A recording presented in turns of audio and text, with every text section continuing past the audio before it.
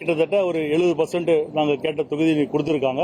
எங்களுக்கு கொஞ்சம் டைம் தேவைப்பட்டது. எங்களுக்கு தேமுதிக இல்லாமல் அந்த அதிமுக ஆட்சியாக வந்திருக்காது. பேசுகின்ற அதிமுகவுடைய பொதுச் செயலாளர் எங்கே இருந்தார் என்று அவருக்கு தெரியும், எங்களுக்கும் தெரியும்.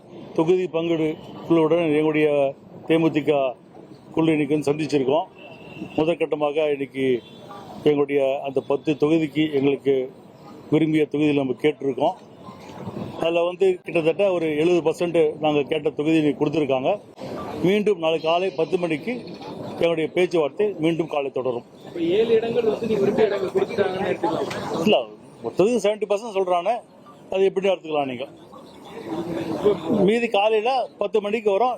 நாளைக்கு காலையில் 10 மணிக்கு ஒரு 11 மணிக்குள்ள எங்களுடைய அனைத்து தொகுதி லிஸ்ட் எங்க கட்சியுடைய பொதுச் செயலாளர்கிட்ட ஒப்படைப்போம்.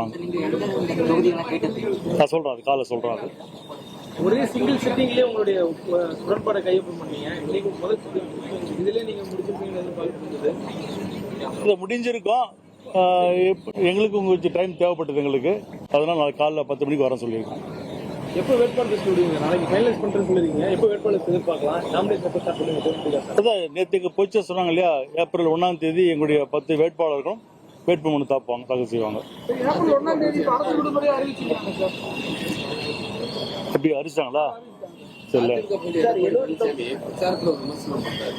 அங்கீகாரம் இல்லாத கட்சிக்கு கூடுதல் இடங்களை திமுக வழங்கியிருக்காங்க அப்படின்னு சொல்லி தேமுதிக விமர்சனம் பண்றாரு. அவர் யாரு சொன்னார் தெரியல எங்களுக்கு. திமுக கூட்டணி அங்கீகாரம் இல்லாத கட்சிக்கு கூடுதல் இடங்களை வழங்கியிருக்காங்க அப்படின்னு சொல்லி ஒரு அதாவது 2011 தேமுதிக இல்லாம அந்த அதிமுக ஆட்சியா வந்திருக்காது. 2011 இன்னைக்கு பேசுகின்ற அதிமுகவுடைய பொதுச் செயலாளர் எங்க இருந்தார் என்று அவருக்கு தெரியும், எங்களுக்கும் தெரியும்.